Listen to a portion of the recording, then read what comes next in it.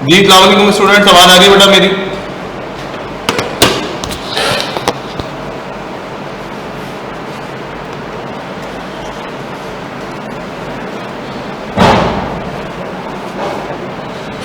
Online students बेटा आवाज आ रही है?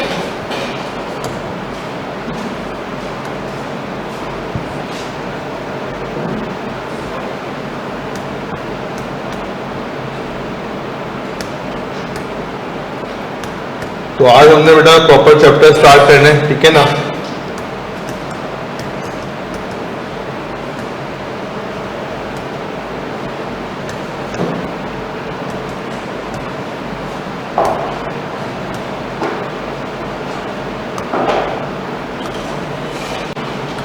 मैंने कहा था चैप्टर नंबर 10 थोड़ा सा देख के आना, देख कर आए हो आप लोग? इस साइट ऐसी मैंने ग्रुप के ऊपर भेजा था, थोड़ा सा देखा, बताओ।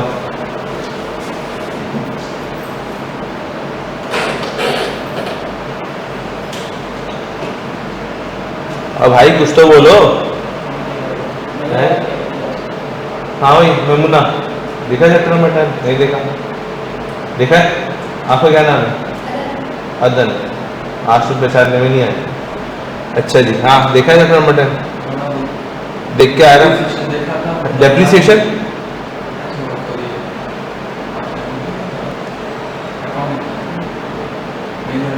आपने देखा है? क्यों?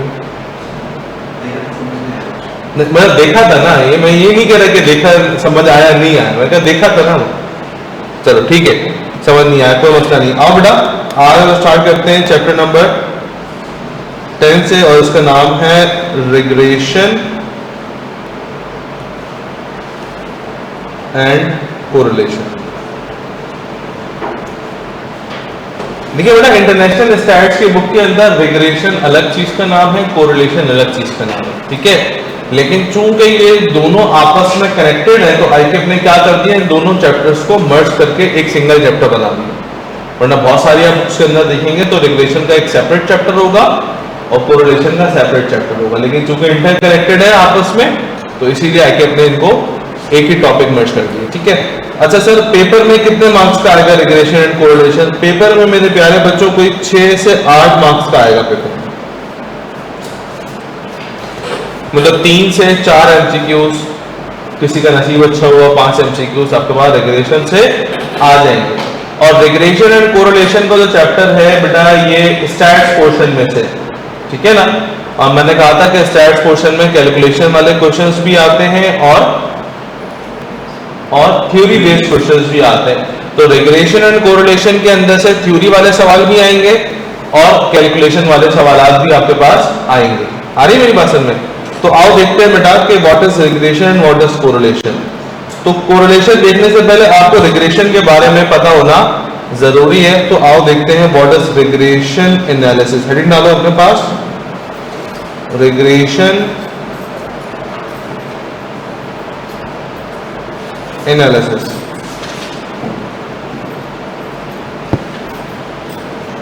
सबसे पहले डेफिनेशन को कॉपी करते हैं हम लोग, आप लोग रीड करिएगा, फिर देखते हैं कि डेफिनेशन क्या कहती है, क्या बताती है, ठीक है?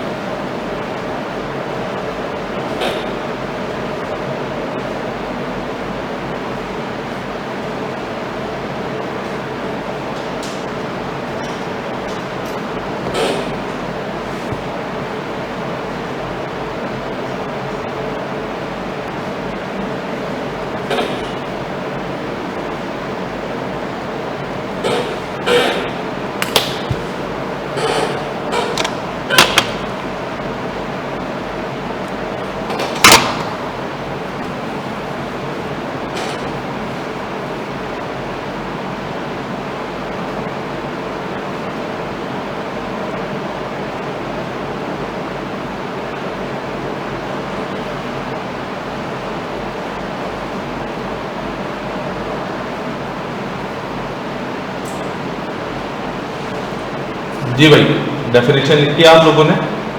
देखिए मैंने प्योर इंग्लिश के अंदर डेफिनेशन लिखी है, आप सब लोग रीड करें और ज़रा मुझे बताएं कि डेफिनेशन क्या कह रही है। इंग्लिश तो समझ में आती है ना, जरा रीड करो सेल्फ, ताकि पता चले कि डेफिनेशन अगर हम इंडिपेंडेंटली रीड करें तो क्या पता चलता है।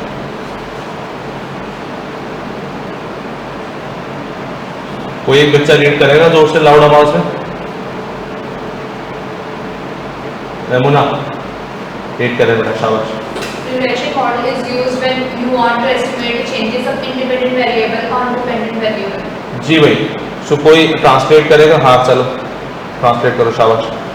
रेग्रेशन मॉडल वो है जो इस्तेमाल होता है एस्टिमेट चेंज करने में और इंडिपेंडेंट वेरिएबल पे और डिपेंडेंट वेरिएबल पे। कह रहा है रिग्रेशन मॉडल एक ऐसा मॉडल है जो हम एस्टिमेट लगाने के लिए यूज करते हैं, ठीक है। अब पूछो डेफिनेशन से किस चीज का एस्टिमेट है? डेफिनेशन से पूछो क्या, किस चीज का एस्टिमेट, तो बताएगा डेफिनेशन के लिए चेंजेस का एस्टिमेट। तो उससे पूछो किस चीज के चेंजेस का एस्टिमेट, बोलो इंडिपेंडेंट वेरिएबल के चेंज का एस्टिमेट। फिर डेफिनेशन से पूछो किस पर, तो कह रहा है डिपेंडेंट वेरिएबल के ऊपर, मतलब इंडिपेंडेंट वेरिएबल का चेंज का इफेक्ट डिपेंडेंट वेरिएबल के ऊपर क्या आया, उस चेंज को कैलकुलेट करने के लिए, उस चेंज का एस्टिमेट लगाने के लिए आप रिग्रेशन मॉडल यूज करते हैं। लेकिन मसला यह है कि डेफिनेशन का उर्दू ट्रांसलेशन तो हो गया, अभी मुझे ये समझ नहीं आ रहा कि चेंजेस से क्या मुराद है, एस्टिमेट से क्या। एस्टिमेट का मतलब क्या है भाई? अंदाजा लगाना है, ठीक है, जज करना है कि 2 महीने बाद मेरी सेल क्या होगी, 5 महीने बाद मेरा प्रॉफिट क्या होगा, एस्टिमेट लगाना है, ठीक है ना। अच्छा, इंडिपेंडेंट वेरिएबल से क्या मुराद है मुझे समझ नहीं आ रहा है ना, और डिपेंडेंट वेरिएबल से क्या मतलब है मुझे ये भी समझ नहीं आ रहा। आओ एक कहानी सुनते हैं बेटा। एक एग्जाम्पल लिखता हूं मैं, ये बेसिक एग्जाम्पल है बिल्कुल वन, ठीक है ना, एग्जाम्पल 1। मैं भी 2 से 3 एग्जाम्पल आप लोगों को दूंगा तो बात सारी समझ में आ जाएगी। प्लीज कॉपी ना करो, सिर्फ देखो सुनो कहानी। एक है मैन्युफैक्चरिंग कंपनी, क्या हो रहा है भाई? मैन्युफैक्चरिंग कंपनी को पता ना बेटा, वो कंपनी जो कि सामान बनाती है और ये साथ साथ सामान बेचती भी है। जैसे गुल अहमद है, गुल अहमद क्या करती है? बोले कपड़ा बनाती है और फिर कपड़ा बेचती है। जेड और क्या करता है? कपड़ा बनाता है, कपड़ा बेचता है। तो मिसाल के तौर पर भाई ये वाली कंपनी है, ठीक है। सीन कुछ ऐसा है कि ये मैं लिख रहा हूं एयर 1, या इसको थोड़ा सा मैं नीचे लिखता हूं, यहां डेटा बनाते हैं एयर्स, सेल्स एंड प्रोडक्शन। मैं 3 तरह का डेटा लिखा पड़ा। प्लीज बहुत फोकस से स्क्रीन पर देखते रहो। मुझे बताएं एयर 1 के अंदर प्रोडक्शन हुई थी 1 लाख यूनिट्स की। कितने लाख यूनिट्स की? 1 लाख यूनिट्स की। तो कंपनी ने क्या करे थे? 10 लाख रुपए कमाए थे। सेल कितने की करी थी कंपनी ने? 10 लाख रुपए की। क्या आप लोग बता सकते हैं कि 1 यूनिट कितने का हुआ? 10,000 का। चेक करो, चेक करो, 10 लाख को डिवाइड कराओ 1 लाख से, कितना बना? 10 रुपए का बना है।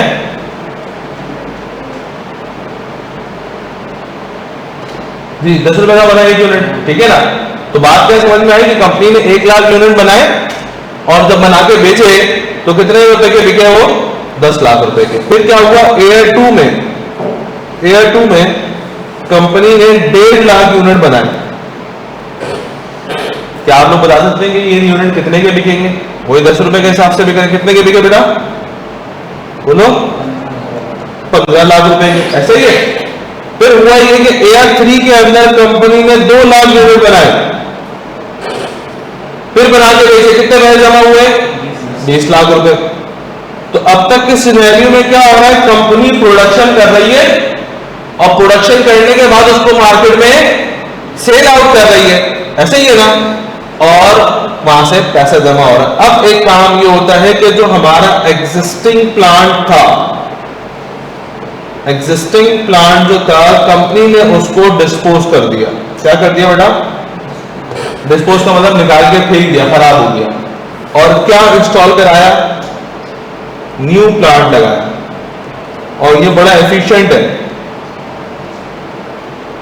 टेक्नोलॉजी वाइज भी प्रोडक्शन वाइज भी बड़ा एफिशिएंट है। मतलब इसको अगर तरीके से यूज किया जाए तो ये उसकी डबल प्रोडक्शन भी कर सकता है, और अगर तरीके से यूज नहीं किया जाए तो ये प्रोडक्शन भी करके नहीं देगा आपको, बहुत मिनिमम प्रोड्यूस करेगा, ठीक है ना। तो कहने का मकसद क्या है, अब मेरा मैनेजर मुझे बुलाता है और बोलता है कि ठीक है रिग्रेशन मॉडल तुमने पढ़ा है, मुझे बताओ अब एयर 4 के अंदर हमारी सेल्स कितनी होगी। एयर 4 की हमारी सेल्स, मुझसे क्या पूछ रहे हैं बेटा, अब नया प्लांट हमने लगा दिया है, अब बताओ हमारी सेल कितनी होगी। तो मैं उसको क्या बोलूंगा, भाई सेल का होना ना होना किस बात के ऊपर डिपेंड करता है कि उस रेलेवेंट ईयर के अंदर प्रोडक्शन कितनी होगी। अगर प्रोडक्शन ज्यादा होगी तो सेल भी ज्यादा होगी, और अगर प्रोडक्शन कम हुई तो सेल्स भी, मतलब हमें सेल्स का क्या लगाना है, एस्टिमेट लगाना है कि बताओ सेल्स कितनी होगी, एस्टिमेट लगाना है सेल्स का। तो मैं क्या बोलूंगा बेटा, सेल्स का होना ना होना किस बात पे डिपेंड कर रहा है कि उस रेलेवेंट ईयर में प्रोडक्शन कितनी होगी। तो इसका मतलब sales is dependent on production. तो सेल्स कौन सा वेरिएबल हो गया प्यारे बच्चों, डिपेंडेंट वेरिएबल हो जाएगा। क्या ये मेरी बात समझ में आती है, सेल कब होगी जब प्रोडक्शन होगी, सेल ज्यादा होगी प्रोडक्शन ज्यादा होगी, सेल कम होगी प्रोडक्शन कम होगी, ठीक है। बात समझ में आ रही नहीं आ रही। और प्रोडक्शन कौन सा वेरिएबल हो जाएगा, फिर इंडिपेंडेंट वेरिएबल हो जाएगा, ऐसा।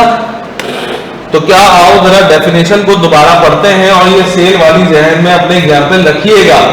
तो लिखा हुआ है कि regression model is used when you want to, बोलो एस्टिमेट, पढ़े साथ पढ़े शाबाश, when you want to estimate. अब एस्टिमेट लगाते के साथ ही एयर 4 की सेल जहन में आनी चाहिए, एयर 4 की सेल निकालनी थी, estimate the changes of independent variable. Independent variable से बता वो प्रोडक्शन आ रही है, प्रोडक्शन के अंदर चेंज आ रहा है, आता है ना।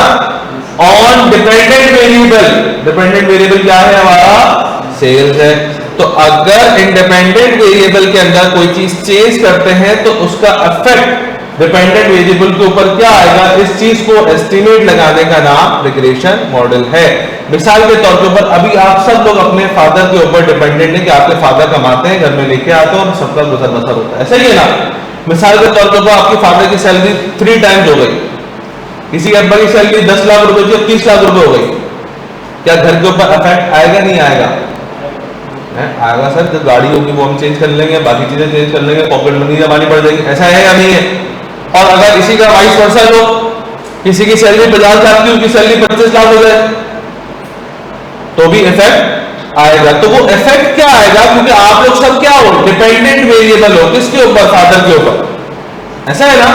तो कहने का मकसद क्या है, अब जो चेंज का एस्टिमेट लगाओगे तो वो किस मॉडल के थ्रू लगाओगे बेटा, रिग्रेशन मॉडल के थ्रू हम लगाएंगे। क्या ये बात भेजे में बैठती है नहीं बैठती है, बेसिक एग्जांपल जहन में आती है नहीं आती। तो इस बेसिक एग्जांपल को कॉपी करें, फिर एक एडवांस एग्जांपल हम लोग सॉल्व करते हैं। या लड़के चेक करना, ये इसकी डोरी चलिए है, कौन चेक करें, मैं एक दफा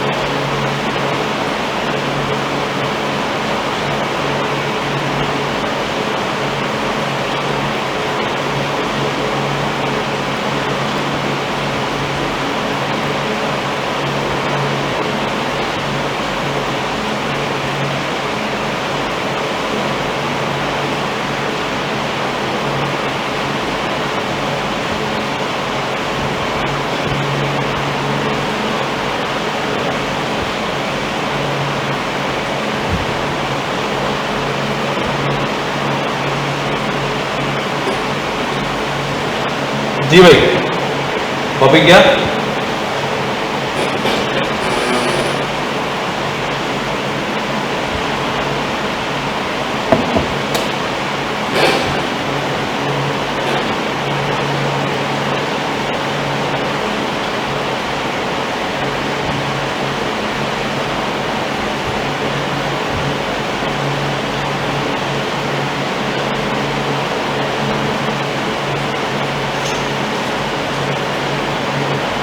डन।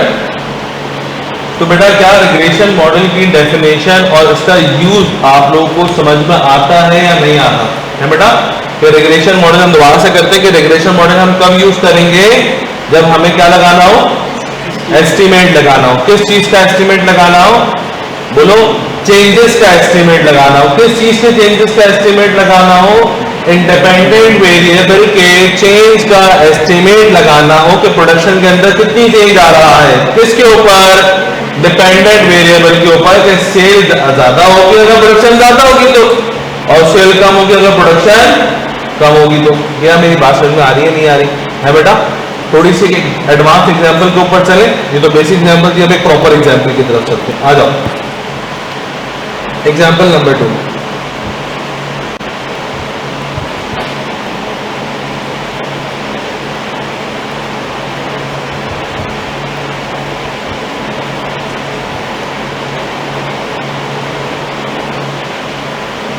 अच्छा जी, मुझे पता है घर में बिल आता है?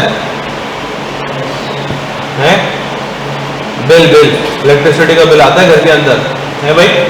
कभी पड़ा है? नहीं सर, हमारा दूर तक कोई वास्ता नहीं है। पड़ा है? बाकी उन तो नहीं पड़ा, बोलो हमें क्या आता है। अब वो एक काम की चीज है, ये लो आओ मैं पढ़ाता हूँ। देखो मिसाल के तौर के ऊपर मैं अभी पिछले दिसंबर की बात करूं तो पिछले दिसंबर में मैं पाकिस्तान टूर पे गया था, ठीक है? तो मेरे घर का एक इक्विपमेंट जो इलेक्ट्रिसिटी बेस्ड है वो सब बनता, मैं पूरे महीने जो है वो घर पे रहा ही नहीं, ठीक हो गया? तो जब मैं पूरे महीने घर पे नहीं रहा तो एक भी यूनिट कंज्यूम नहीं किया मैंने, लेकिन मेरे घर में बिल आया हुआ था। तो जब मैंने बिल को रीड किया कि भाई ये 500 रुपए का बिल मेरे पास आया हुआ है, तो ये बिल किस चीज का है? अच्छा, मैंने जब उसकी लिस्ट देखी तो यूनिट कंज्यूम्ड का वहां पे ऑप्शन आ रहा था कि आपने कितने यूनिट्स को कंज्यूम किया है, तो वहां आ रहा था 0 कि भाई आपने एक भी यूनिट कंज्यूम नहीं करा, फिर भी 500 रुपए का बिल है। तो फिर जब मैंने उसमें चार्जेस देखे तो एक था मीटर रेंट, जो मीटर लगाया है लोगों ने इलेक्ट्रिसिटी का, उसका रेंट उन्होंने चार्ज किया 500 रुपीज। अच्छा, तो मेरी बात ये समझ में आई कि भाई यूनिट चलाऊं या नहीं चलाऊं, मेरा बिल कितना आएगा? मिनिमम से मिनिमम भी 500 रुपए का तो आएगा, ये मीटर रेंट है, ठीक है ना? अच्छा आओ, तो मैं यहां लिखता हूं मंथ्स। प्लीज आप लोग मेरे साथ साथ कैलकुलेशन करिएगा। मंथ्स अमाउंट और unit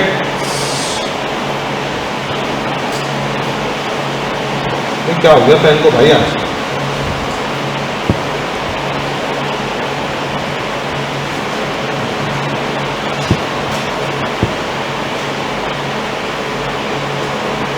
months, bill amount and unit consumed। भाई मिसाल के तौर के ऊपर दिसंबर की बात है, मैं पूरे महीने पाकिस्तान टूर पर रहा, एक भी यूनिट मैंने कंज्यूम नहीं किया, ठीक है? तो मेरा बिल कितना आया बेटा? 500 रुपए का। अच्छा, मैंने जब देखा तो उन्होंने 500 रुपए किस चीज के ऐड किए हुए थे बेटा? इधर देखो, मीटर रेंट के 500 रुपए उन्होंने लगाए हुए थे। अच्छा, आपको पता है कि एक यूनिट कंज्यूम करोगे तो वो 50 रुपए का, 60 रुपए का, 70 रुपए का आपको पड़ता है, ऐसे ही है ना? अच्छा, तो पर यूनिट जो चार्जेस है, पर यूनिट चार्जेस जो है, मिसाल के तौर पर मैं लिखता हूँ 70 रुपए, और एक यूनिट कंज्यूम करूंगा 70 रुपए मैंने पे करने होंगे। अब मुझे बात बताएं, दिसंबर के बाद जनवरी आ गया, सर्दियां चली गई, ठीक है ना? गर्मियां आ गई हैं, हल्की हल्की दिन में पंखा चला रहे, रात में नहीं चला रहे, तो हमारा मीटर का जो यूनिट कंज्यूम हुआ है वो मिसाल तो 500 यूनिट कंज्यूम हुआ। क्या आप लोग बता सकते हैं कि मेरा बिल कितने का आएगा? 500 यूनिट का बिल कितना आया? 3500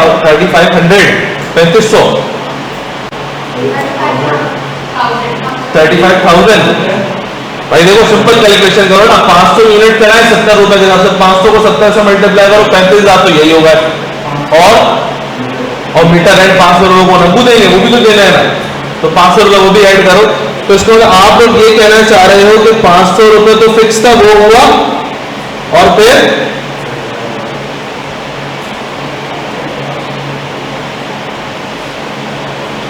कितना बना? 35,500। ऐसा ही है बेटा, यही कहना चाह रहे हैं आप? अच्छा, जनवरी के बाद फरवरी आया, हमने पंखा और चलाया, हमने पंखा और चलाकर और एसी भी चलाया, 700 यूनिट कंज्यूम कर दिए। क्या आप लोग बता सकते हैं कि आप बिल कितना आएगा? अब आप बोलोगे सर 500 रुपए तो रहेगा, 70 रुपए का एक यूनिट था, 700 यूनिट आपने चलाए, कितना बेटा? 49, पूरा 48,000। ओके, आ रही है मेरी बात समझ में? मुझे एक बात बताओ, मार्च एसी चलाएंगे मार्च के अंदर, सही है ना? एसी चलाएंगे, मीटर का रेंट स्टार्ट करके 1000 यूनिट कंज्यूम कर दिया, अब्बा का फुल मीटर आउट कर दिया। अब बोलो कितना बिल आया?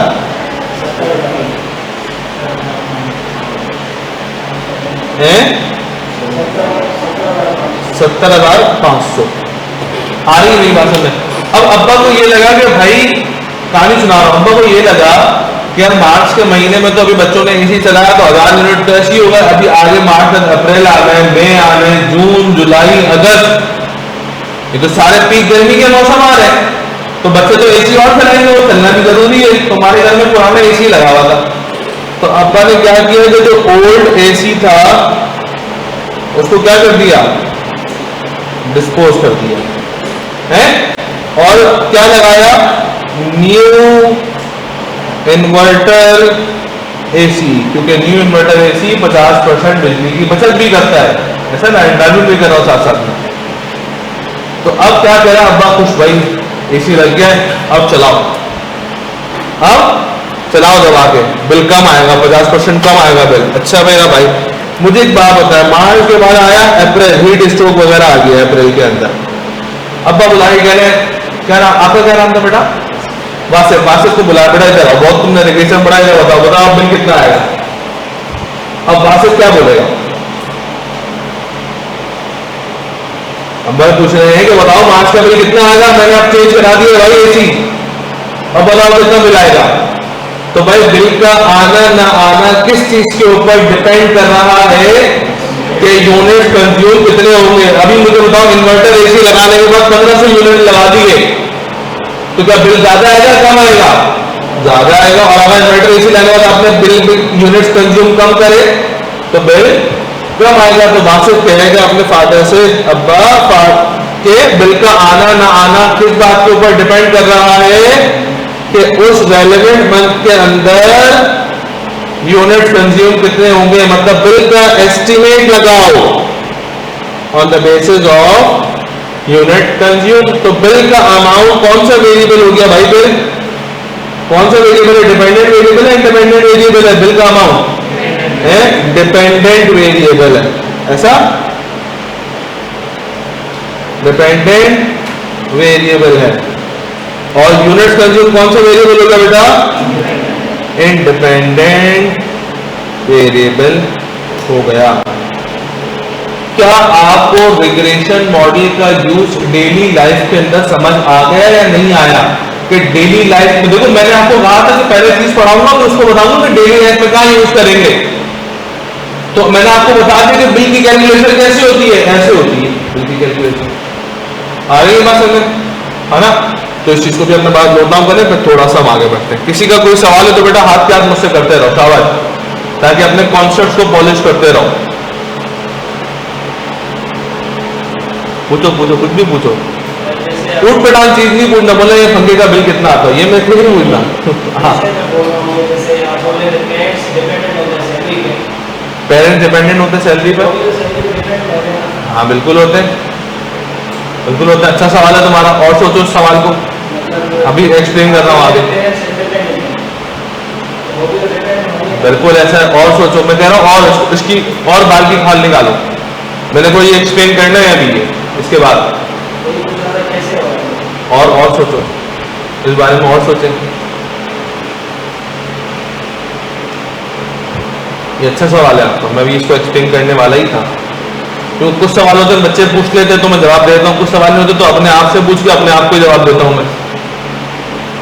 तो उनमें से एक सवाल ये था, बताता हूँ।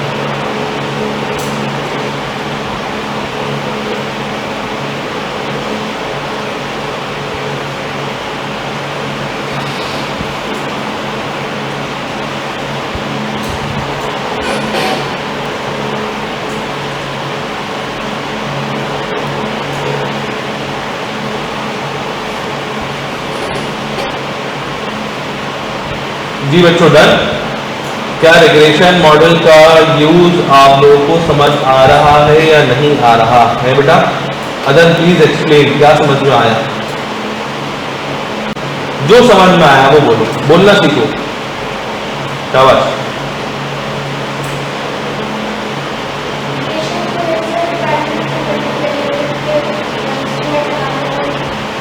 क्या अगर हमें एस्टिमेट लगाना हो कि इंडिपेंडेंट वेरिएबल के अंदर अगर कोई चीज चेंज आ रहा है, देखो अगर इंडिपेंडेंट वेरिएबल के अंदर यूनिट कंज्यूम के अंदर अभी दोबारा 1000 यूनिट चलाए तो चेंज तो नहीं आया ना, अमाउंट सेम ही रहेगा, ऐसा ना। चेंज कब आएगा? जब या तो यूनिट कंज्यूम ज्यादा होंगे या तो यूनिट कंज्यूम कम होंगे, ऐसा ही है ना। तो रिग्रेशन मॉडल जो है वो एस्टिमेट लगाएगा इंडिपेंडेंट के चेंज का, किसके ऊपर? डिपेंडेंट वेरिएबल के ऊपर। और डिपेंडेंट वेरिएबल अगर आपसे पूछे भाई इंडिपेंडेंट वेरिएबल और डिपेंडेंट वेरिएबल से क्या मुराद है, तो एक तो प्रोडक्शन और सेल वाली उसको चिपका के आना, बोला प्रोडक्शन इतनी होगी सेल इतनी होगी, तो सेल किसके ऊपर डिपेंडेंट है? प्रोडक्शन के ऊपर डिपेंडेंट है, ऐसा है या नहीं है? अच्छा फिर बोला अच्छा एक और एक्सप्लेन करो, बोलो तो उसको बिल वाली चिपका के देना, बोला बिल का अमाउंट किसके ऊपर डिपेंडेंट है? यूनिट कंज्यूम के ऊपर डिपेंडेंट है, ऐसा ही है ना। बस उससे ज्यादा बात नहीं करना, तो बोला भाई इतना काफी है, ठीक है। चलो आगे बढ़ते हैं। देखो बेटा एक बात को याद रखिएगा कि हम अपने केस के अंदर जो हमारा डिपेंडेंट वेरिएबल होता है, ठीक है ना, डिपेंडेंट वेरिएबल उसको लेटर वाई से डिनोट करते हैं। अब सिंबल से डिनोट भी तो करेंगे ना इसको, फॉर्मूले के अंदर डिपेंडेंट इंडिपेंडेंट वेरिएबल थोड़ी लिखूंगा मैं इतना बड़ा। तो डिपेंडेंट वेरिएबल को किससे डिनोट करते हैं? वाई से। और इंडिपेंडेंट वेरिएबल को किससे डिनोट करते हैं? एक्स से।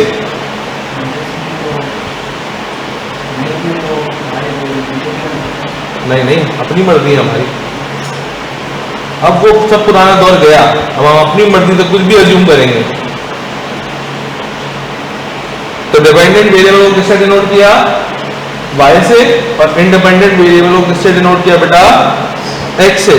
अच्छा यहां पर जो मीटर रेंट था ये आपका फिक्स्ड अमाउंट था, ऐसा ही ना बेटा है? या मैं नीचे लिखता हूं, जो आपको मैंने अभी एग्जांपल दी मीटर रेंट की, जो कि कितना था? ये क्या था? ये फिक्स था, ऐसा ना है? अच्छा और एक मैंने आपको एग्जांपल दी पर यूनिट चार्जेस की, ये क्या थे?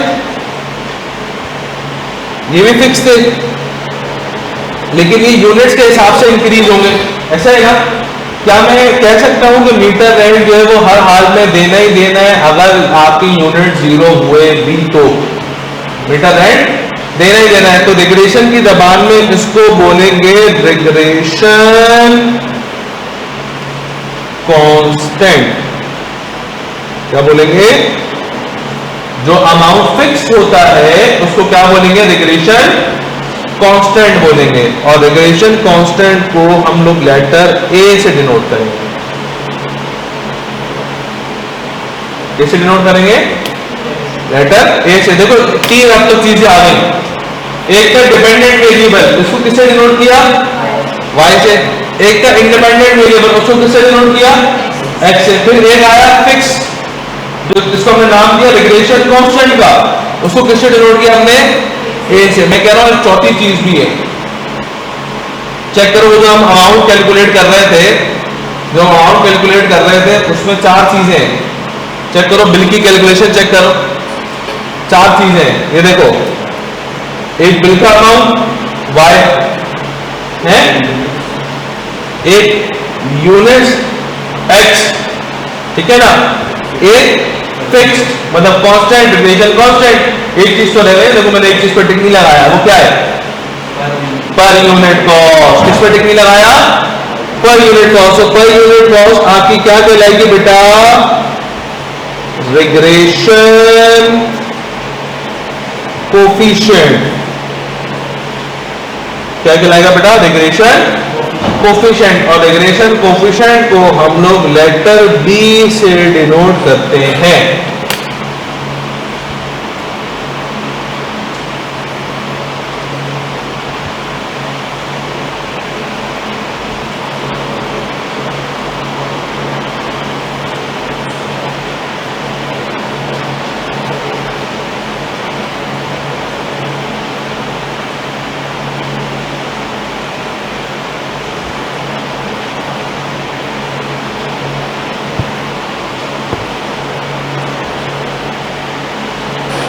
जी भाई, क्या मेरी बात आप लोग के भेजे में बैठ रही है, नहीं बैठ रही?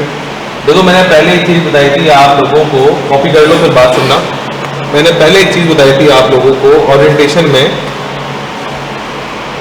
जब मैंने सवाल लिखा था कि how I teach PRC2 and PRC4, तो उसमें सबसे पहला पॉइंट याद है किसी को? मैंने क्या लिखा था?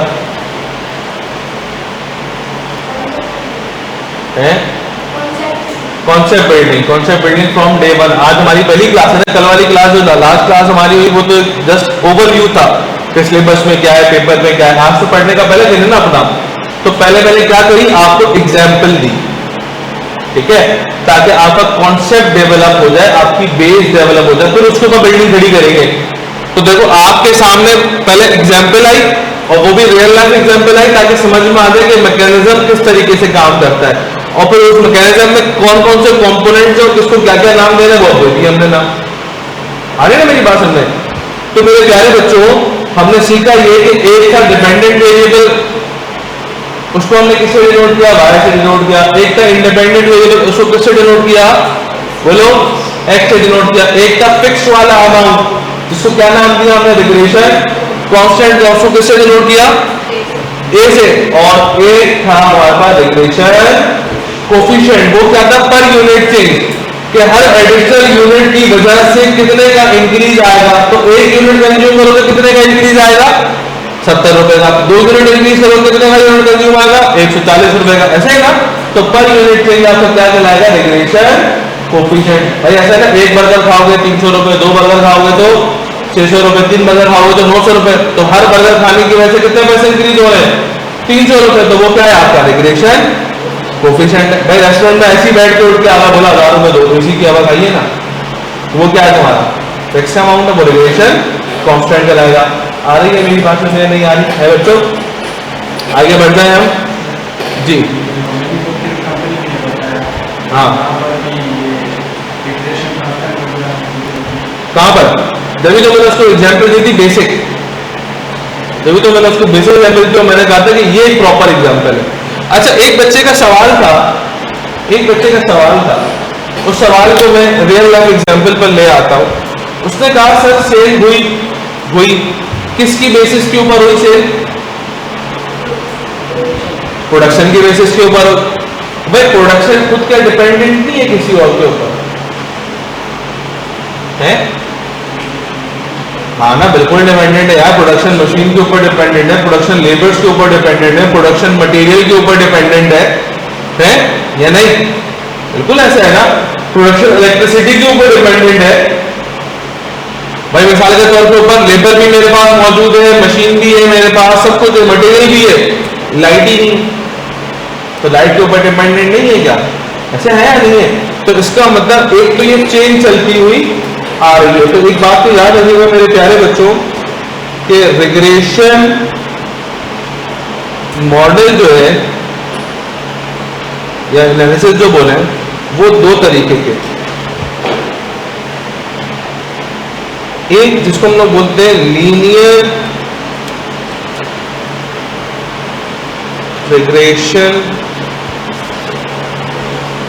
एनालिसिस, और इसको बोलते हैं मल्टीपल रिग्रेशन एनालिसिस। अब लीनियर रिग्रेशन एनालिसिस और मल्टीपल रिग्रेशन एनालिसिस में फर्क क्या है? लीनियर के अंदर सिर्फ दो ही वेरिएबल्स होंगे, एक डिपेंडेंट और एक इंडिपेंडेंट वेरिएबल, जिसकी एग्जांपल हम अभी देखते हुए आ रहे हैं। ऐसा ही है, क्योंकि अब तक हमने दो ही वेरिएबल्स देखे, एक डिपेंडेंट और एक इंडिपेंडेंट वेरिएबल। एक होता है मल्टीपल रिग्रेशन कि एक चीज दूसरे के ऊपर डिपेंडेंट है, दूसरी तीसरी की, तीसरी चौथी के ऊपर। भाई सेल किसके ऊपर डिपेंडेंट थी? प्रोडक्शन के ऊपर। प्रोडक्शन किसके ऊपर डिपेंडेंट है? मशीन के ऊपर, लेबर आर्ट्स के ऊपर, ऐसा ही ना, मटेरियल के ऊपर, इलेक्ट्रिसिटी के ऊपर, बहुत सारी चीजों के ऊपर डिपेंडेंट है। ऐसा है या नहीं है? अच्छा, लेबर फिर डिपेंडेंट है किसके ऊपर? वेजेस के ऊपर। वेजेस किसके ऊपर डिपेंडेंट है? कंपनी की फाइनेंशियल पोजीशन के ऊपर। तो ये चेंज चलती हुई आ रही है, that is called multiple regression. एक चीज दूसरे के ऊपर, दूसरी तीसरे के ऊपर, तीसरी चौथे के ऊपर। भाई आप लोग अपने पेरेंट्स के ऊपर हो, फादर के ऊपर हो डिपेंडेंट, फादर किसके ऊपर है? फिर जॉब के ऊपर, जॉब वाले अपनी परफॉर्मेंस के ऊपर है, परफॉर्मेंस वाले अपने सेल के ऊपर है। ऐसा है नहीं है? तो एक तो चेंज चलती हुई आ रही है। तो मल्टीपल रिग्रेशन के अंदर क्या होगा? मोर देन टू वेरिएबल्स होंगे।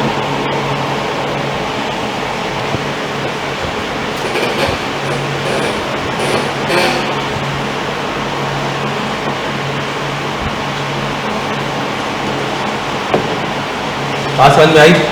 नहीं आई? लीनियर रिग्रेशन में कितने वेरिएबल्स हैं? वहां से दो। मल्टीपल रिग्रेशन में क्या है? मोर देन टू, तीन भी हो सकते हैं और अनलिमिटेड। हम कुछ नहीं कह सकते कि भाई खत्म होगा, 5 होंगे, 6 होंगे, 7 होंगे। तो सर हम मल्टीपल रिग्रेशन की एग्जांपल दे दें? नहीं दूंगा।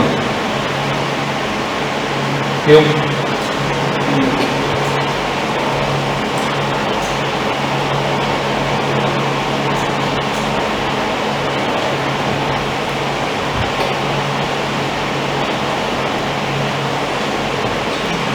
क्या है? मल्टीपल रिग्रेशन हमारे सिलेबस का पार्ट नहीं है। हमारे सिलेबस का पार्ट है सिर्फ लीनियर रिग्रेशन एनालिसिस, जहां पर सिर्फ और सिर्फ कितने वेरिएबल्स होते हैं?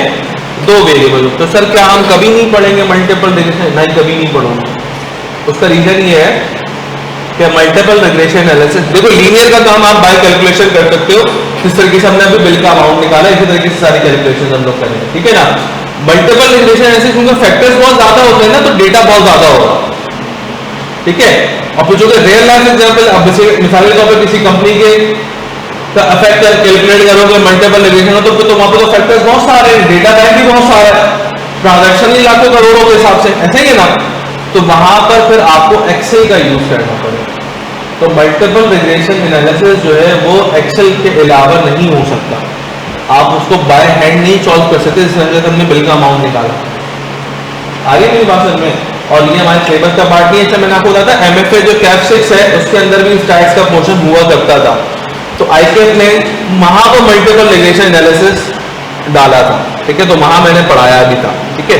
लेकिन आपके पास क्योंकि सिलेबस का पार्ट नहीं है, तो सिर्फ हम उसको इसी एक्सटेंट तक रखेंगे कि मल्टीपल के अंदर क्या होते हैं कि इंडिपेंडेंट फैक्टर्स और डिपेंडेंट फैक्टर्स बहुत सारे होते हैं, ऐसे ही ना। तो उस वजह से हमारे सिलेबस का पार्ट नहीं, क्योंकि डेटा बैंक उसके अंदर ज्यादा होता है। आ रही है मेरी बात समझ में? ऐसा ही बेटा आगे मूव कर सकूं मैं। तो अगर डेफिनेशन को हम दोबारा से देखें और डेफिनेशन में से कुछ कीवर्ड्स एक्सट्रैक्ट करें, तो कीवर्ड्स क्या हो सकते हैं? पहला कीवर्ड है एस्टीमेट, और सेकंड वर्ड है टू वेरिएबल्स, बस। और टू वेरिएबल्स के अंदर भी लिख लो, एक एक्स एक वाई, एक डिपेंडेंट और एक इंडिपेंडेंट वेरिएबल। और सर रिग्रेशन मॉडल का यूज क्या होगा? क्योंकि पेपर में पूछते थे कि what are the uses of regression model. तो रिग्रेशन मॉडल के यूजेस हैं फोरकास्टिंग। फोरकास्टिंग का मतलब पता है क्या होता है? Future prediction.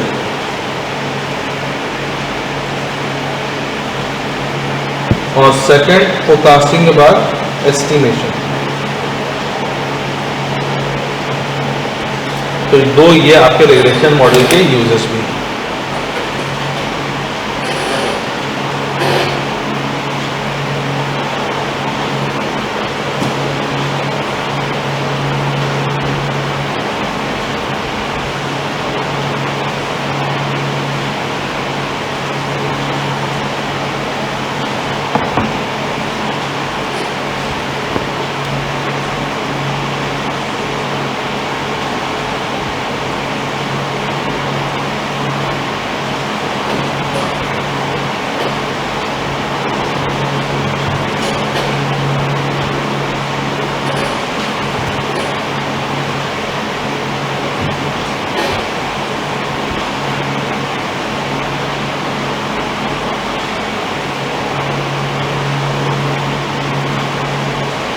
Done everyone?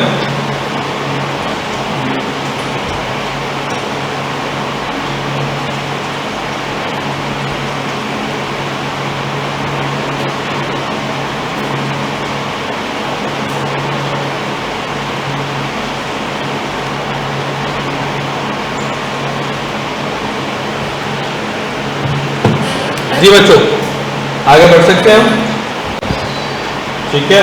चलो ओके आ जाओ। तो सर हमने जो ये वेरिएबल्स को डिनोट किया तो क्या इनका कोई फॉर्मूला वगैरह नहीं बनेगा? मैंने क्या बोला था फॉर्मूले के बारे में, पहले फॉर्मूले की लॉजिक बताएंगे फिर फॉर्मूला खुद बनाएंगे, लेकिन पता चल जाएगा फॉर्मूला बना तो क्यों बना, है ना। ये कहा था नहीं कहा था, तुम्हारा नाम क्या है? अली अजहर। हाँ तो भाई मैंने बात बोली थी कि पहले फॉर्मूला की लॉजिक बताएंगे फिर फॉर्मूला खुद ही बनाएंगे, किताब को बना बनाया नहीं लिखेंगे। देखो फॉर्मूला बन गया, देखो बोर्ड पर लिखा नजर आ रहा है, फॉर्मूला बन गया है, फॉर्मूला बन गया है, नहीं आ रहा नजर? मैं बताता हूं ये क्या है, डिपेंडेंट वेरिएबल था ना, ये क्या है? नहीं ये तो कांस्टेंट था ना, फिक्स था। ये क्या है?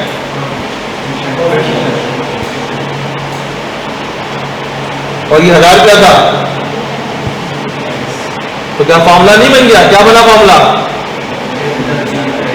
a plus b x is equal to y. तो इसको हम नाम दे, अब देखो फॉर्मूला बन गया, अब सिर्फ नाम देना बाकी है, तो इसको नाम देंगे रिग्रेशन इक्वेशन का। क्या नाम देंगे? Regression equation. और रिग्रेशन इक्वेशन दो तरीके की होती है, एक होती है y ऑन x और एक होती है x ऑन y। अभी जो हम रिग्रेशन इक्वेशन देख रहे हैं वो देख रहे हैं y ऑन x, जिसके लिए अभी हमने ताज़ा फॉर्मूला खुद बनाया, y is equals to a plus b x. ये खुद बनाया ना अभी हमने फॉर्मूला ऊपर है। अच्छा आप लोग देख सकते हो नॉर्मल कैलकुलेशन करी थी मैंने बिल वाली, या कोई रॉकेट साइंस वाली कैलकुलेशन करी थी, वो सिंपल सी बात थी, 70 रुपए का 1 यूनिट था, 1000 यूनिट लगाए 70,000 रुपए के वो हो गए, है ना। 500 रुपए बिल आया, 70,000, 500 रुपए मीटर का रेंट, 70,500 रुपए हो, तो उसी को सिर्फ क्या कर दिया, अब हमने थ्योरी के फॉर्म में फॉर्मूला बना दिया। तो फॉर्मूले की जो मैं लॉजिक पता चल गई कि फॉर्मूले की ड्राफ्टिंग कैसे हुई है, ऐसे ना फॉर्मूले की अरेंजमेंट कैसे हुई है। अगर बी एक्स से मल्टीप्लाई हो रहा है तो उसका रीजन तुम्हें पता है कि बी एक्स से मल्टीप्लाई क्यों हो रहा है, क्योंकि भाई हर एडिशनल यूनिट के ऊपर इसके चार्जेस देने 70 रुपए, ऐसा ही है ना। ए अलग क्यों है, क्योंकि ए का कोई ताल्लुक नहीं यूनिट कंज्यूम से, वो फिक्स है तो है ही है। और वाई इस तरह क्यों है, इज इक्वल टू के, क्योंकि वाई का अमाउंट ही डिपेंडेंट है उसके ऊपर, ऐसा है ना। तो फॉर्मूले की तुम लोगों को अरेंजमेंट पता चल गई कि क्यों हुआ हुआ है, कैसे अरेंज हुआ, ऐसा ही ना बेटा। अब आगे बढ़ते हैं। अच्छा सर मुझे फिर बताओ वाई क्या है, बोलो। डिपेंडेंट वेरिएबल, भाई देखो ना इक्वेशन के लेफ्ट में तो डिपेंडेंट है भाई, ऐसे याद रख लो। एक्स क्या है?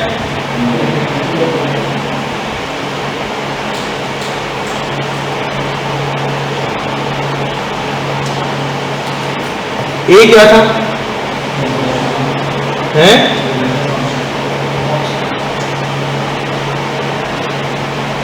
और मेरे प्यारे बच्चों बी क्या था?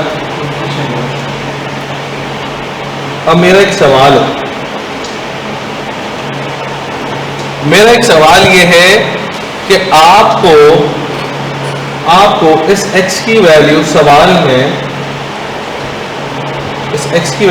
में गिवन है, ठीक है। या मैं दूसरे तरह से लिखूंगा ताकि आप लोगों को थोड़ा सा नजर आए। इस x की वैल्यू सवाल में आपको क्या होगी बेटा, गिवन, ठीक है। भाई 1000 यूनिट पे निकालना है, 1500 यूनिट पे निकालना है, 30,000 यूनिट पे निकालना है, 50,000 यूनिट पे निकालना है, ये गिवन होगा, ठीक है। y क्या करना होगा, फाइंड करना होगा। भाई डिपेंडेंट है वैल्यू, डिपेंडेंट वेरिएबल का अमाउंट फाइंड करना होगा। सर a और b क्या सवाल में गिवन होगा या ये भी फाइंड करना होगा? तो देखो सवाल दो तरीकों से हो सकता है। a और b की वैल्यू वो डायरेक्ट दे भी देगा आपको कि भाई रिग्रेशन कांस्टेंट है, रिग्रेशन कोएफिशिएंट ये है, सही है ना। और इसके अलावा वो कैलकुलेट करने को भी दे सकता है कि रिग्रेशन कांस्टेंट भी कैलकुलेट करे और रिग्रेशन कोएफिशिएंट भी कैलकुलेट करें। तो अगर सर हमें कैलकुलेट करना हुआ तो ये कैसे करेंगे, मैं यहां लिख देता हूं, CL भी हो सकता है और गिवन। CL का मतलब कैलकुलेट भी करना हो सकता है और, तो सर अगर हमें कैलकुलेट करना हुआ तो फिर हम A और B कैसे निकालेंगे, आओ बताता हूं। तो सबसे पहले हम B का फॉर्मूला लिखते हैं कि n into sum of x y, copy करो साथ बेटा, n into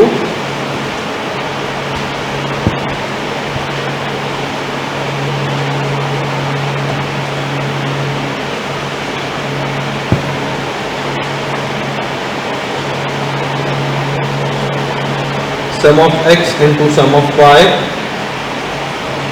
divided by n into sum of x square minus sum of x का whole square।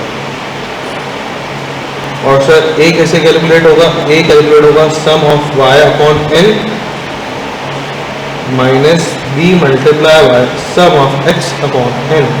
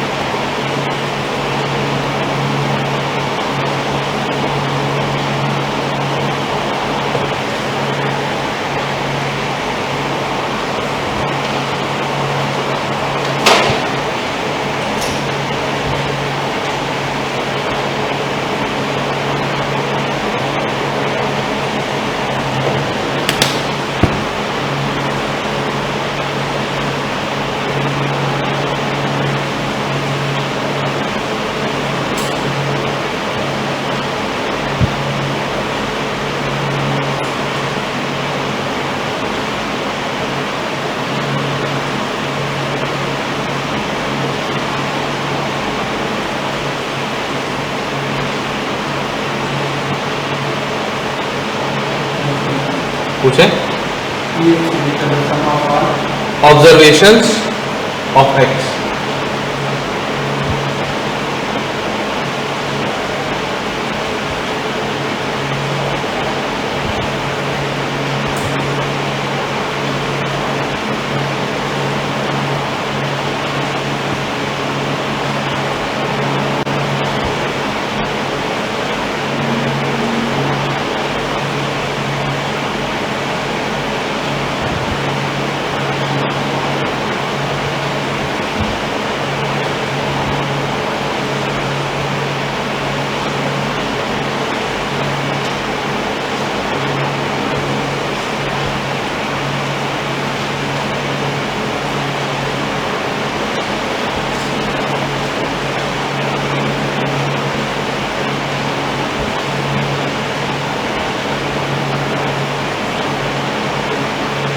डन क्लास, आगे पढ़ सकते हैं हम लोग, कोई मसला परेशानी?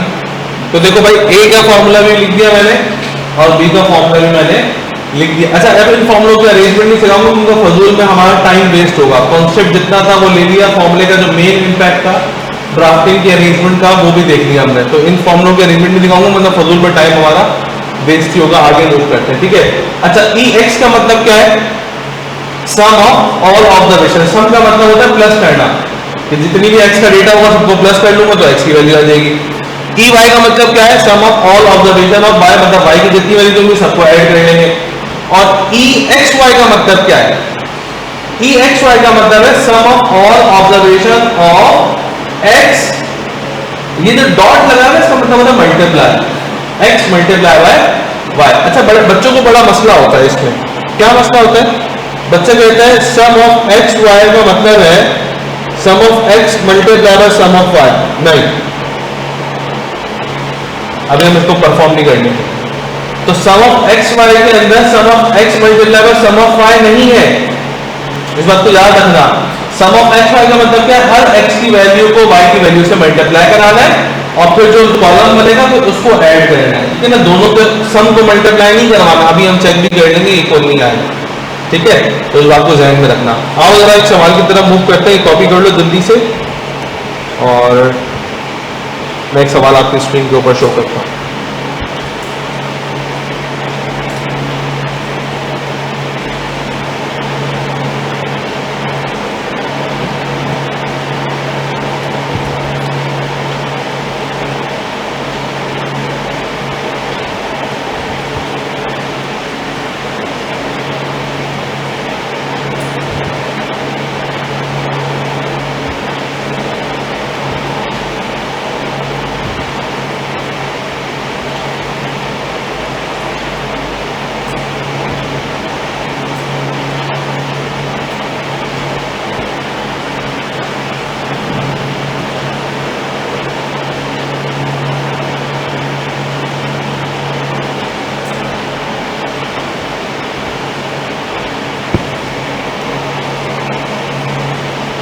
भाई तुम कहाँ आ गए?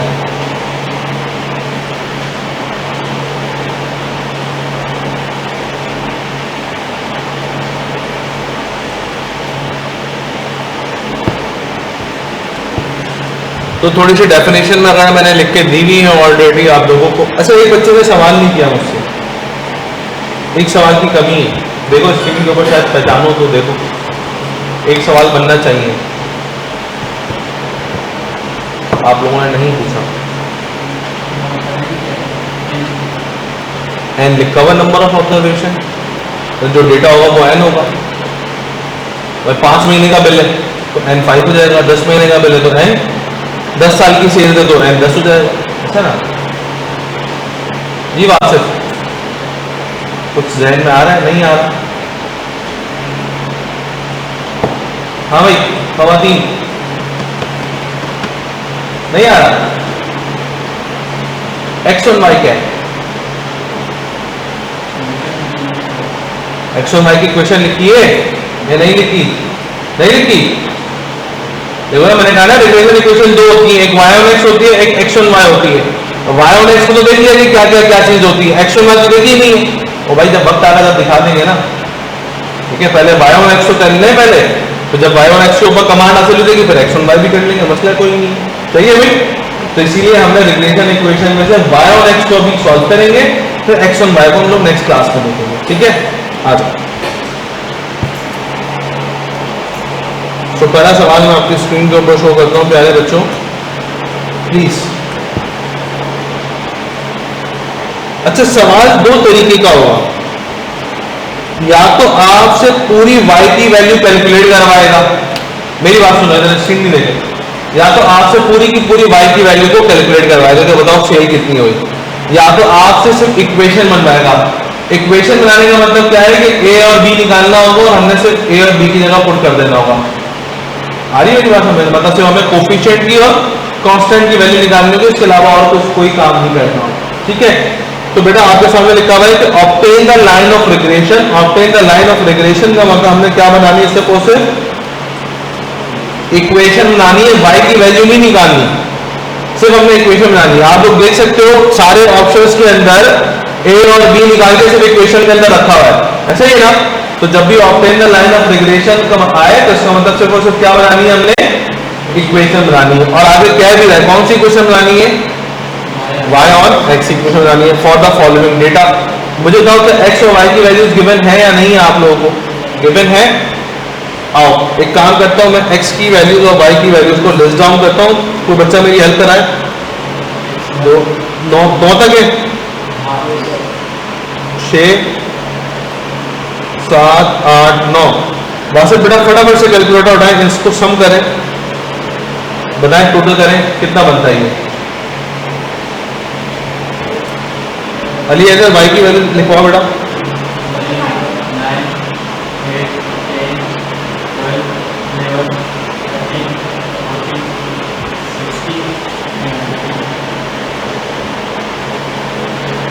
जी कोई एक कमजोर सी आवाज आई थी मेरे पास।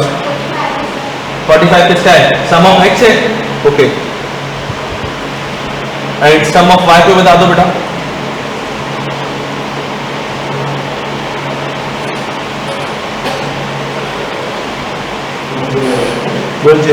ओके। अब एक प्रॉब्लम और बनाना आप लोगों ने, x मल्टीप्लाई बाय y का। अब हर x की वैल्यू को उसकी y की वैल्यू से मल्टीप्लाई कराएंगे। 9 × 9 16 30 48 ऐसा 55 कितना 78 और ये कितना हुआ 98 नहीं हाँ 98 और ये कितना हुआ 128 और ये 135। इसको भी सम करो बेटा। 597। ठीक है, तो हमने क्या बनानी थी, इक्वेशन बनानी थी। इक्वेशन क्या है हमारी, y is equal to a plus b h equation है। तो मुझे बताएगा कि a कैलकुलेट करूं पहले या b कैलकुलेट करूं, देख के बताना। पहले a कैलकुलेट होगा पहले b कैलकुलेट होगा, क्यों? क्योंकि a के फॉर्मूले के अंदर b रखना है। देखो a के फॉर्मूले के अंदर b यूज हो रहा है तो पहले b कैलकुलेट करेंगे, देखें है ना। तो पहले b कैलकुलेट, b का फॉर्मूला याद हुआ किसी को? How n into sum of x y minus sum of x multiply by sum of y divided by n into sum of x square minus sum of x का whole square. अच्छा हमने x square का भी column बनाना है, हर x की value का स्क्वायर करेंगे इंडिविजुअली। क्या 1 का स्क्वायर 1 2 फिर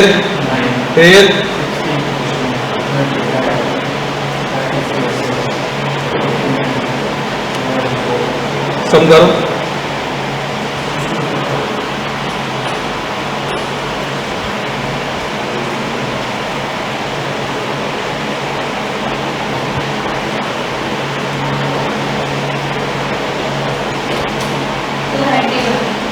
टू 9 1। कोई और बच्चा वेरीफाई करे बेटा।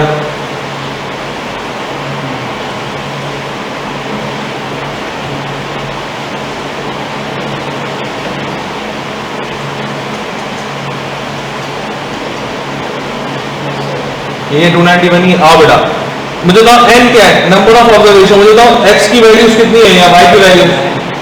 ऐसा नहीं बोलो x की भी 9 है y की भी 9 है तो n 18 हो गया। ओ भाई अल्लाह के बंदो x और y एक पेयर है तो एक ही दफा काउंट होगा।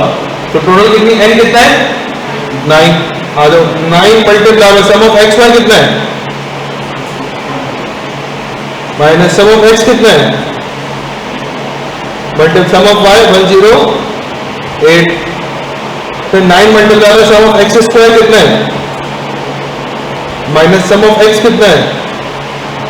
अब एक बच्चा को देगा, एक बात को याद रखना, जिस तरीके से मैंने ये लिखवाया था इस बात को याद रखना कि sum of x square is also not equal to sum of x का होल स्क्वायर। ये भी लिख लो और ये भी लिख लो साथ साथ कि sum of y square is also not equal to sum of y का होल स्क्वायर। ये भी अपने मान लिख लेना।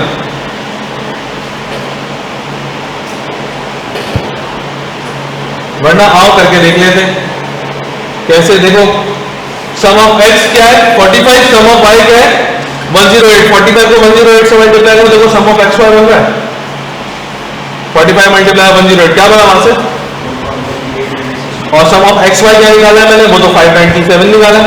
इसी तरीके सम ऑफ एक्स का होल स्क्वायर करो, 45 का स्क्वायर करो, कितना बन रहा है, बन रहा है 291, वो भी 1000 के अंदर जा रहा होगा। तो जो आपको याद रखिएगा, सम ऑफ एक्स स्क्वायर का ये मतलब नहीं है कि सम ऑफ एक्स का होल स्क्वायर में कर दो, ठीक है ना। अच्छा जी, अब सबसे पहले बेटा जिनके पास कैलकुलेटर नहीं है, 9 मल्टीप्लाई 597 करें, कितना बन रहा है, काम नहीं कर रहा, तुम क्या हो गया, देखा, एक सेकंड बेटा,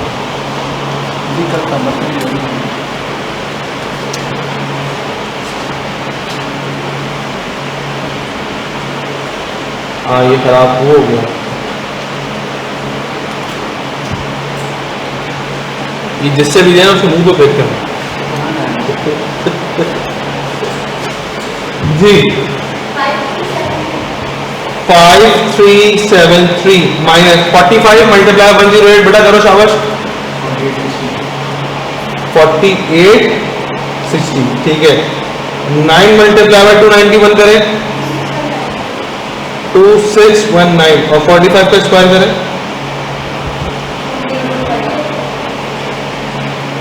202। अच्छा न्यूमरेटर को माइनस करें, कितना बन रहा है 513। डिनोमिनेटर को माइनस करें, कितना बन रहा है 594। डिवाइड करें दोनों को, बताएं क्या बन रहा है,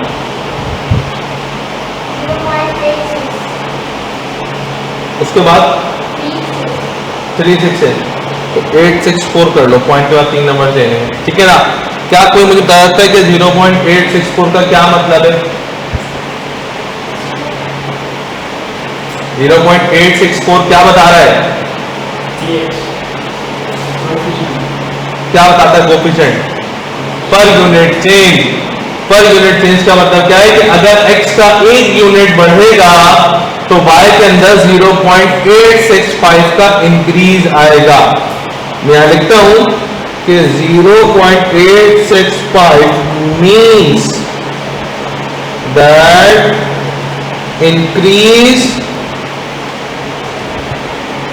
increase in x by 1 unit will increase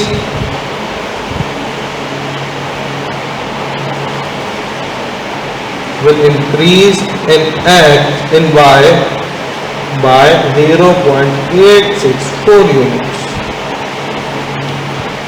ऐसा क्योंकि 1 यूनिट जब b से x y से मल्टीप्लाई होगा तो y के अंदर कितना एडिशन है, जब x b से मल्टीप्लाई होगा तो y में 0.864 का इंक्रीज आएगा। ऐसा ही है बेटा। अच्छा जी, अब क्या निकालना है सर, a निकालना है। a का क्या फॉर्मूला था, sum of y upon n minus b multiply by sum of x upon n। तो मुझे एक बात बताओ, सम ऑफ y कितना है 108 डिवाइडेड बाय 9 माइनस b कितना है 0.864 मल्टीप्लाई बाय 45 डिवाइडेड बाय 9। तो सबसे पहले काम करें, 108 को डिवाइड करेंगे बेटा 9 से 12। अब पहले क्या कराएंगे, मल्टीप्लाई कराएंगे डिवाइड कराएंगे, कुछ भी करा लें। 0.864 को मल्टीप्लाई कराएं 45 से, फिर जो आंसर आए उसको डिवाइड करवाना, साथ में डिवाइड नहीं करवा देना। पहले 0.864 को मल्टीप्लाई कराएं 45 से, जो आंसर आएगा उसको डिवाइड करके 9 करिए, क्या बनता है 4.32। दोनों को माइनस कराएं, व्हाट इज रिग्रेशन कांस्टेंट 7.68। इसका मतलब ये हुआ कि अगर x 0 रहता है तो y की मिनिमम वैल्यू कितनी होगी 7.68 ही रहेगी। ऐसा ही ना। तो आओ इसको इक्वेशन में पुट करके आंसर निकाल लेते हैं अपना। तो इक्वेशन बन जाएगी कि y is equal to 7.68 plus 0.864x। ये है रिग्रेशन इक्वेशन, जो मेरा फाइनल आंसर बन गया। आओ देखते हैं क्या लिखा हुआ है। देखो कहीं लिखा नजर आ रहा है, देखो कहीं लिखा नजर नहीं आ रहा। है, नन ऑफ दीज नहीं होगा, कोई ना कोई मिस्टेक करिए।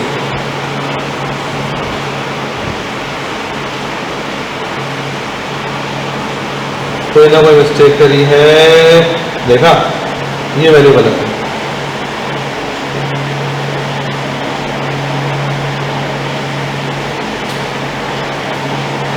करो जरा, 9 multiply by sum of x square, 9 multiply by 291 करें, यही रहा है। सम ऑफ एक्स स्क्वायर अलग है।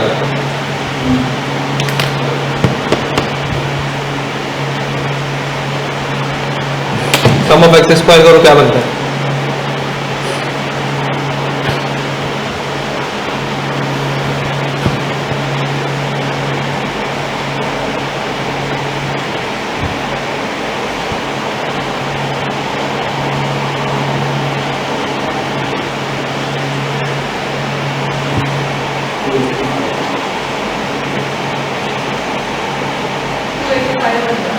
तो 285 बन रहा है। अब करें 9 मल्टीप्लाई बाय 285, एक second,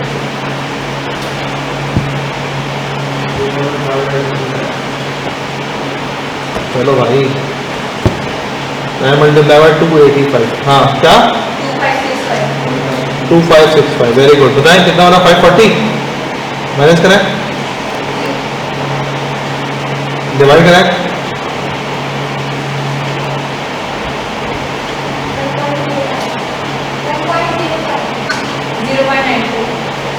0.95, so 0.95 means increase in 1 unit in x by the increase in x by 0.95 units. अब तो 0.95,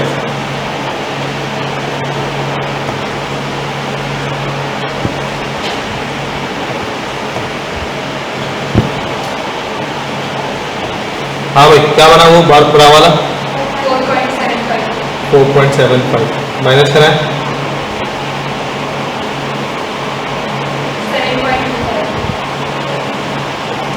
तो इसका मतलब ये हुआ कि अगर हम आंसर लिखते हैं तो 7.25 प्लस 0.95 x, चेक करो कहीं लिखा हुआ है या नहीं लिखा हुआ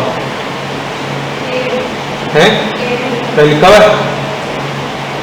हाँ नहीं है, कहाँ लिखा हुआ है?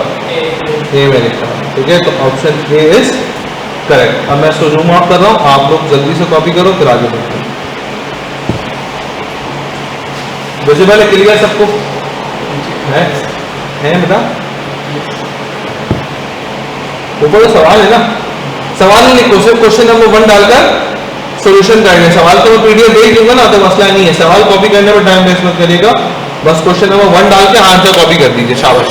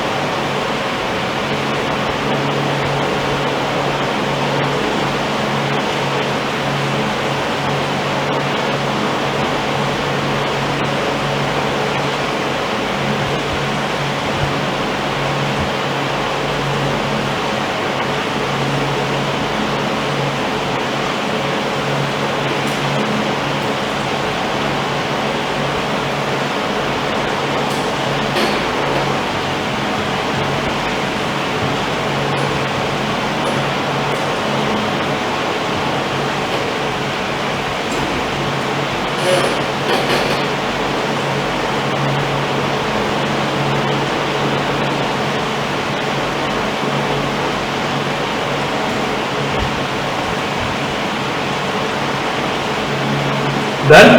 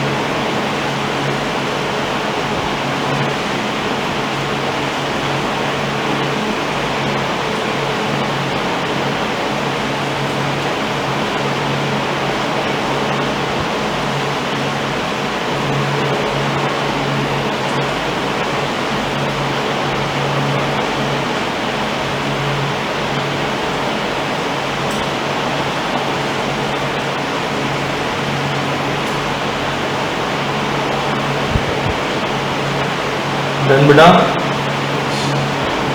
जी, हो गया। चलो आओ। क्या आप लोग चाहते हैं मैं आप लोगों को एक जादू दिखाऊं? है देखो, इस सवाल की कैलकुलेशन में थोड़ा सा टाइम लगा। लिस्टिंग करी, एक्स निकाला, वाई निकाला, एक्स वाई निकाला, एक्स स्क्वायर निकाला। तो इस तरह से पेपर में करूंगा तो बड़ा टाइम लगेगा। लगेगा नहीं लगेगा? अच्छा, अपनी क्लास कब तक है ये तो बताओ पहले। 4 बजे, मतलब ऑलमोस्ट क्लास का टाइम ओवर होने वाला है। आओ मैं एक जादू दिखाता हूँ। आपके पास, सबके पास कैलकुलेटर है क्या बेटा? कैलकुलेटर अपने हाथों में निकाल लो। साइंटिफिक कैलकुलेटर तुम्हारे पास है ना? चलेगा। फंक्शन तो चल रहे हैं ना, रिक्वेस्ट नहीं चल रहा ना, बाकी सब चल रहा है। खोलो, देखो इसमें ये मोड की है, ये नहीं, प्रेस करो, है मोड इस तरीके से लिखे हुए आ रहे हैं। देखो ऑप्शन 3 में क्या लिखा हुआ है? स्टैट्स, STAT स्टैट्स है ना। 3 दबाओ नंबर में से, देखो ये ऑप्शन आ जाएगा फर्दर 8। ठीक है, पहला क्या लिखा हुआ है? 1 - VAR। 1 - VAR का मतलब है 1 वेरिएबल, सिंगल वेरिएबल। ठीक है, हमारे पास कितने वेरिएबल है? 2। सेकंड पे क्या लिखा हुआ है? A प्लस BX का मतलब ही 2 वेरिएबल है। इसको 2 दबाओ। क्या ये फोटो अपीयर हो रही है आप लोगों के पास? है? हाँ भाई, हो गई ना? हाँ बेटा, आ रही है सबके पास ये फोटो। अब क्या करना है? x की वैल्यू को x के कॉलम में पुट करना है। जैसे 1 है, नहीं अलग अलग पूरा पूरा डेटा। अच्छा, एक वैल्यू पुट करोगे तो इक्वल टू दबाओगे, अब तुम नहीं आओगे यहाँ पर, तुम्हें एक वैल्यू दबाना पड़ेगा, है ना। हर वैल्यू पुट करने 1 दबाए, equals to 2, equals to 3, equals to 4, equals to 5, equals to 6, equals to 7, equals to 8, equals to 9, equals to. तो देख सकते हो मैंने 9 का 9 डेटा पुट कर दिया, यहाँ पर कर दिया। अब आपका कर्सर यहाँ ब्रेक कर रहा होगा एंड पे।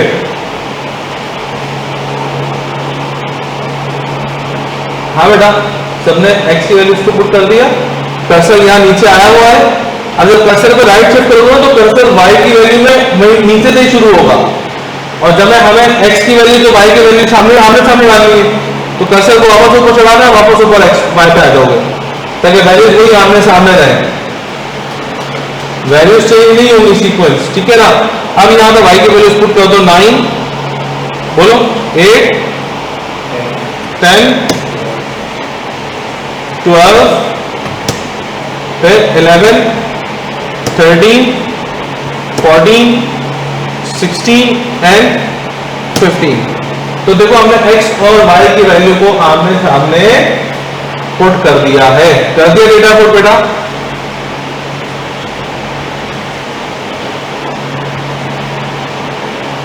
जी अदन और मेमूना और बाकी सब लोग बेटा कर दिया। वासिफ नेक्स्ट क्लास में बेटा कैलकुलेटर आपके पास होना चाहिए, और अली अदर आप भी। ठीक है ना, ताकि ये देखो अभी मिस हो रहा है ना, ये कहाँ पर मिस नहीं हो। ठीक है, वरना फजूल में बैठे बैठे बीच हो जाएंगे। खैर, तो इस तरह डेटा पुट करने का आपके कैलकुलेटर में ये की आ रही होगी AC वाली है।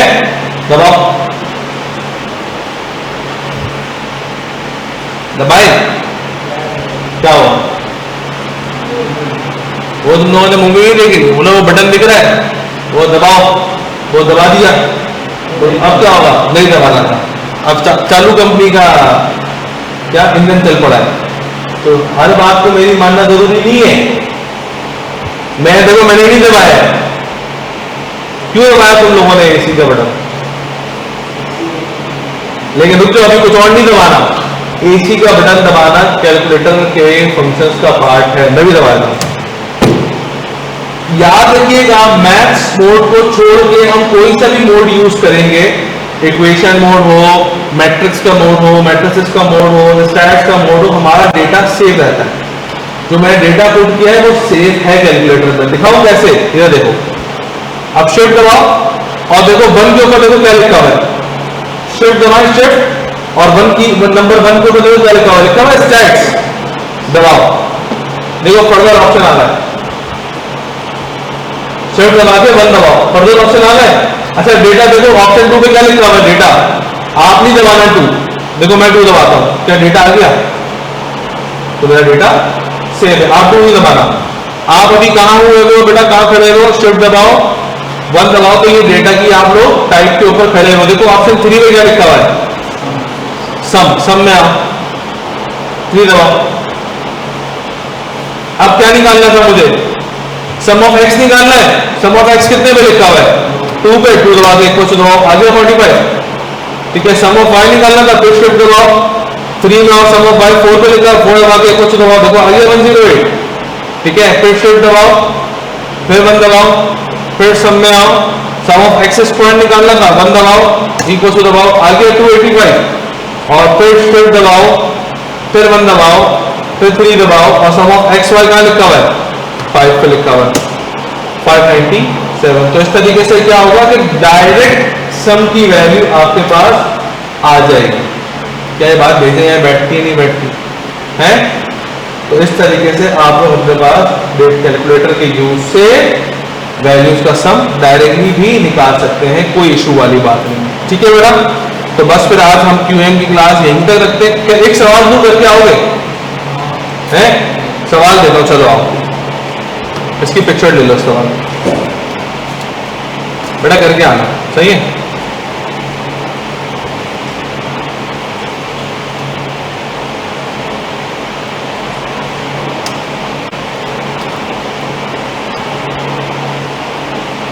एक मिनट, बस इतना ऑप्शन नहीं दे रहा। अब देखो इस सवाल में एक काम है, ऊपर वाले सवाल में तो एक्स और वाई उसने लिख के दिया हुआ था, यहां तो लिखकर नहीं दिया। तो जिस बंदे को डेफिनेशन याद होगी वही पहचान सकता है कि इसमें एक्स क्या है और वाई क्या है। देखो हाइट ऑफ फादर दी हुई है और हाइट ऑफ सन दी। अब हाइट का तो कोई ताल्लुक नहीं है ना, है या नहीं है, नहीं है भाई, मेरे फादर की हाइट मुझसे छोटी है, तो अब ये थोड़ी कि मेरे फादर की हाइट किसी बोलो फादर भी लंबा होगा तो उसका बेटा भी लंबा होगा, नहीं, मेरे फादर की हाइट मुझसे छोटी है।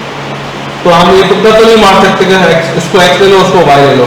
तो जिस बंदे को डेफिनेशन याद होगी वही पहचान सकता है कि इस डेटा के अंदर एक्स की वैल्यू कौन सी है और वाई की वैल्यू कौन सी है। हिंट लिखी हुई है सवाल के अंदर कि जिसके अकॉर्डिंगली आप पहचानोगे कि एक्स क्या है और वाई क्या है, ठीक है। तो सवाल की पिक्चर ले लो, नेक्स्ट क्लास में सॉल्व करके आना है, अगर नहीं हुआ तो कोई मसला नहीं, मैंने कराना तो है, और लेकिन कैलकुलेटर सबके पास हो नेक्स्ट क्लास में, ठीक है। शाबाश, पिक्चर ले ली, ले लीजिए बेटा, या कोई एक बच्चा लेके ग्रुप में डाल दो, कोई एक बच्चा ले लो और ग्रुप में डाल दो क्यूएम को होमवर्क लिखकर। अली अगर आपके पास नेट चल रहा है बेटा, किसी के पास नेट चल रहा हो तो वो ग्रुप में पोस्ट करके PRC2 होमवर्क लिखे, PRC2 होमवर्क बैच 2, क्योंकि उसमें बैच 1 के बच्चे बोले ये कौन सा होमवर्क आ गया, तो सवाल कहीं नहीं, क्योंकि बैच 1 का टॉपिक अलग चल रहा है, बैच 2 का टॉपिक अलग चल रहा है, ठीक है भाई। चलो अकाउंटिंग क्लास अपनी कितने बजे, फिक्स 4 बजे, चलो ओके, अल्लाह हाफिज। क्यूएम की क्लास